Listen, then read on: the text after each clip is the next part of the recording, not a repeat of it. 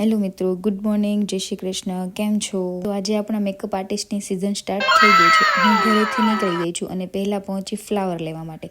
આજે અમારી બ્રાઇડને કંઈક નવી હેરસ્ટાઈલ જોઈતી હતી. ફ્લાવર્સ લઈને હું નીકળી ગઈ ઓફિસ તરફ જવા માટે. ઓફિસ પહોંચી ગઈ, વેનિટી બી પેક થઈ ગઈ છે અને હા, આજે તો અમારે અંકલેશ્વર જવાનું છે. કહેવાનું તો રહી જ ગયું. બાઉલી અને આંશી આવી ગઈ છે, પછી અમે લોકોએ હેર બ્રોચ બનાવવાનું સ્ટાર્ટ કરી દીધું. જોઈ લો કેટલી મહેનત કરવી પડે છે ને. ફાઇનલી બની ગયું છે બ્રોચ, એકદમ મસ્ત લાગે છે. અને હવે નીકળી રહ્યા છીએ અંકલેશ્વર તરફ જવા.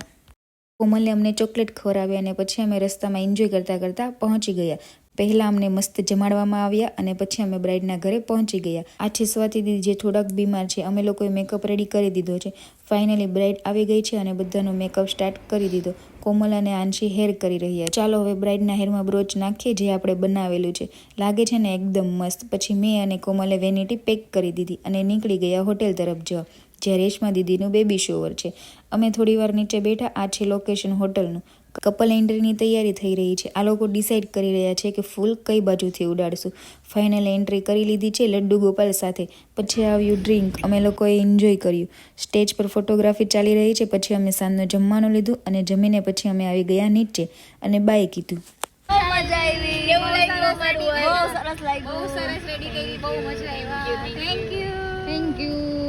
ચલો મળીએ હવે.